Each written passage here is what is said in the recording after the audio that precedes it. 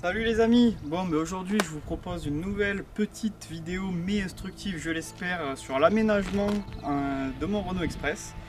Donc je vais vous présenter ça.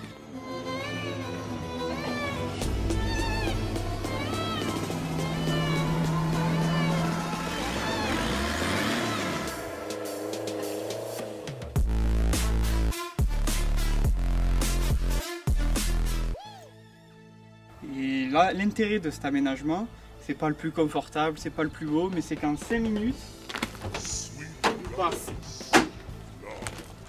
de ça à ça. Donc déjà, qu'est-ce que je recherche comme aménagement? Moi, il me fallait un truc que je puisse monter et démonter rapidement, parce qu'il me sert plus pour aller faire du bois, aller à la déchetterie et tout, qu'en mode camping-car une paire de fois dans l'année. Donc je voulais un système léger déjà, parce que ça je m'en sers pour faire du off-road. Donc déjà que c'est qu'un 2 roues motrices, dans les pistes, le poids c'est l'ennemi.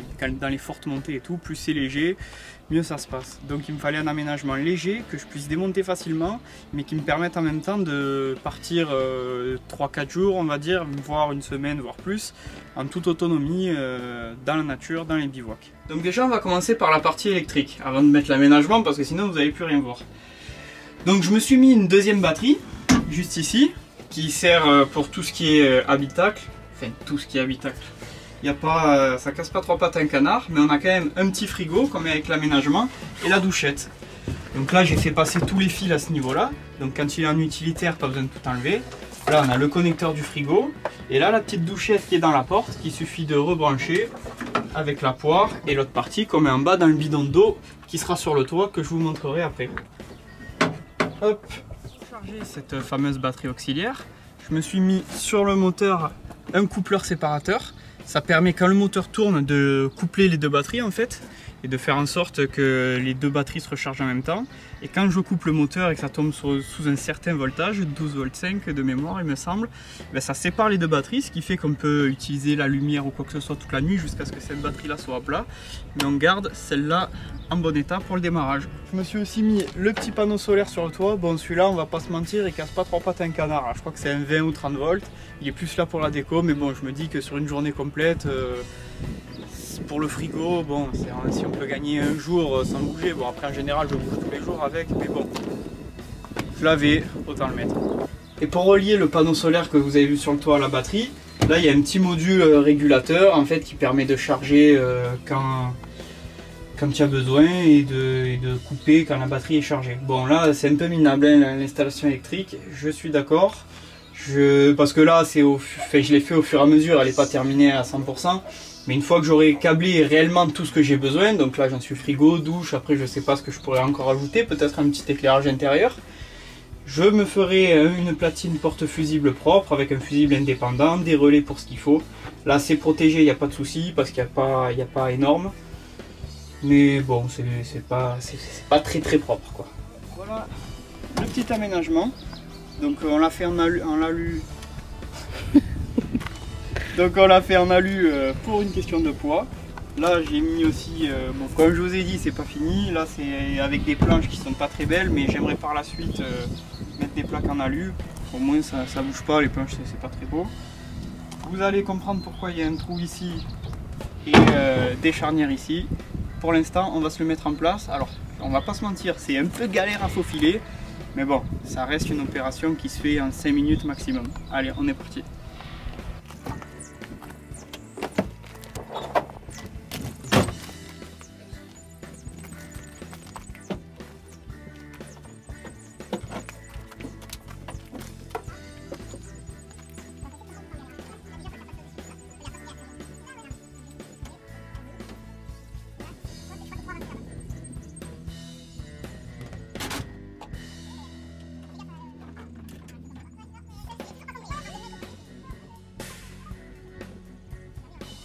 Donc voilà pour la partie arrière. Ça c'est la partie qui vient avant quand on rabat les sièges. Je vais la mettre en place.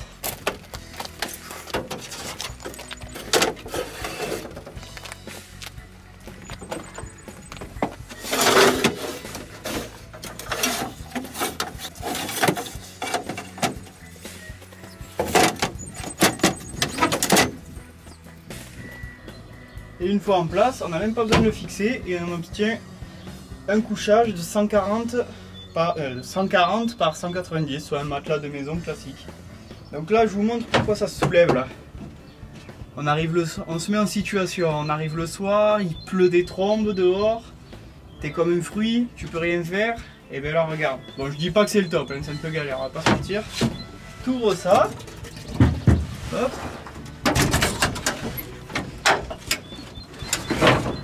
Tac, tu peux t'asseoir à deux, tu te cales, tu peux te faire ta petite tambouille là, tu sais, tu gardes les portes ouvertes avec soit un rideau, un truc comme ça.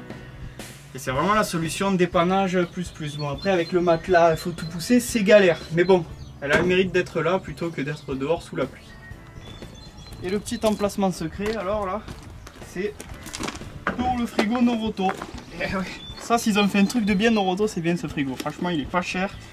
Il peut faire 40 dehors, franchement il assume.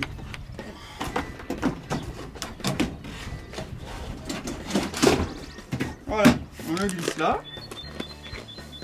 On le branche avec la prise que je vous ai montré tout à l'heure. Et c'est tout, c'est fini. Maintenant il va refroidir, plus qu'à charger les affaires. Donc bon, le frigo à cet emplacement là, c'est un peu galère pour charger les affaires, c'est vrai. Mais je pouvais pas le mettre ailleurs tout simplement parce que déjà si je le mettais dans le sens, une fois que le matelas il est replié là ça prend trop de place, on n'aurait plus pu ouvrir le frigo. Là l'objectif c'était vraiment pour les repas du midi qu'ils soient accessibles. Donc après pour charger les affaires on a tout ce côté là, par devant en rabattant les sièges c'est aussi vachement accessible. Et voilà, de toute façon je vais vous montrer ça, on va se faire tout le chargement et je vais vous montrer ce que je prends et essayer de vous expliquer pourquoi, moi ça vous montre le nécessaire. Parce que oui, là je ne l'ai pas dit, mais on part pendant 3-4 jours perdu au milieu des pistes. Hein, donc autonomie, à part pour l'eau, il va falloir trouver des points pour le ravitaillement d'eau. Parce qu'on n'a que 25 litres et entre la vaisselle, les douches et tout, ça part quand même assez vite. Donc voilà, le matelas est en place. Là, maintenant on va charger tout le reste. Bon ben, petit coup de main. Allez. Déjà la table pliante, tu le sais, tout le monde a celle-là.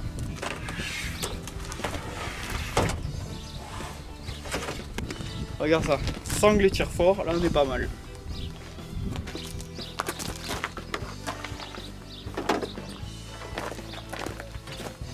Alors, la ça petite c'est la table basse petite qui va table bien. basse. Le réchaud à bois. La petite cagette de pièces en rab, tu le sais, hein, quand tu pars avec ce genre de machine un peu loin, il faut ça.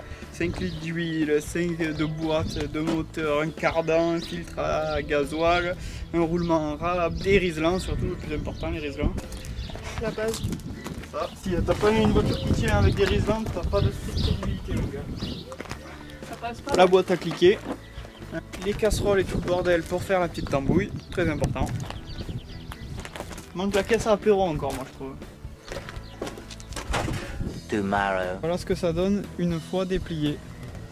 Donc le matelas, un bon petit lit, après vous pouvez foutre la tête là si vous voulez, mais là ça me permet de garder l'accès au frigo pendant la nuit, enfin ou même pas dans la soirée. Et voilà, là-dedans on passe une bonne nuit. Je vous avais parlé du petit coin douche les amis, oui, parce qu'on va pas passer des semaines là-dedans sans se laver quand même. Enfin, vous je sais pas, mais moi je suis pas trop fan. Donc il fallait quand même s'aménager une petite douche avec la place du bord. Quand même se trouver un petit système avec la magnifique place de ça. Donc ce qu'on a fait, on a mis entre les portes relié à une tringle à rideau. Bon, regardez pas les riselants, il n'y avait pas les anneaux, c'est du provisoire. Bref, on s'est mis un rideau dehors et un rideau dedans. Là ça nous fait la petite cabine avec le tapis pour les pieds. Comment ça marche? Hop. Donc là il y a le fameux bidon qui était sur le toit dont je vous ai parlé en début de vidéo. Il y a un petit système de douche, alors ça vaut 20 balles. Il y a une pompe qui se plonge dans le bidon et une porte de douche. Là moi je l'ai fixé comme ça sur ma porte, au moins ça reste là tout le temps. Donc quand on veut s'en servir, le seul truc qu'il y a à faire c'est prendre la petite pompe, le plonger dans le bidon et puis mettre les deux rideaux.